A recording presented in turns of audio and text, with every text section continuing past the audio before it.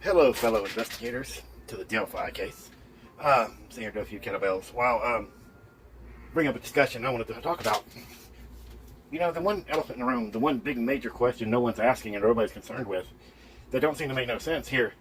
And besides the magical bullet theory, because I mean, come on, a guy catfish showed up there on purpose in the middle of a stage crime scene. You find a bullet, and there was no fingerprint evidence in the arrest affidavit about the magical bullet. Okay, besides all that. Why is no one seeing the Richard Allen search warrant? Where's the search warrant? I want to see this Richard Allen search warrant. See, this is the problem. In order for police to be effective, broken window policies and theories and such, you really need transparency in these kind of things. And them just going around willy-nilly arresting people without a search warrant or not telling people what's going on, you know, that's not good for any community. Because we can't have that. Until we start putting our foot down and asking the right questions and holding them accountable. I mean, because don't y'all think that's the biggest hinky thing there is? The one big elephant in the room? No search warrant. Nobody's seen no search warrant. Nobody's even thought about it. And all these, there's all these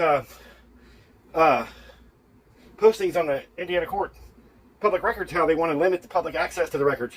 But that goes against everything, because they have to be accountable for that. They have to be transparent with that, because this ain't Germany, you know, back in the day. We've seen how that stuff played out. Why is there no search warrant? Why ain't nobody seen the search warrant? Why ain't nobody pushing for that? I think that's one of the most important things out there that hasn't been brought up, is the search warrant. You know, in the restraining order from today, and a lot of questions, and that causes a lot of speculation, and a lot of turmoil in the community. And we need to hold them accountable.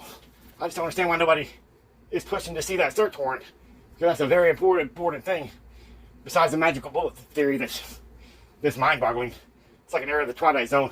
You mean you got a staged crime scene that you admit is staged in the Ron Logan search warrant, and a guy showed up there on purpose at a purposeful time to meet these girls, and all of a sudden stages a crime scene, and the bullet is the one thing that's not staged in the whole scenario? That equation don't math. That math ain't mathing.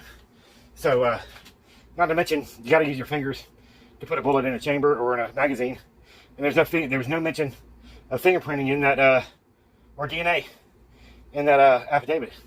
And let's not forget, sorry, that last few sets got me, but Jared Kurtz, who's known for staging crime scenes, there's a lot of circumstantial evidence against that guy, but I'm not saying he's the one. I'm just saying, I'm not counting him out, I'm not counting Keegan out, I'm not counting Greeno out, but we need to see that search warrant. Why ain't nobody asking for that?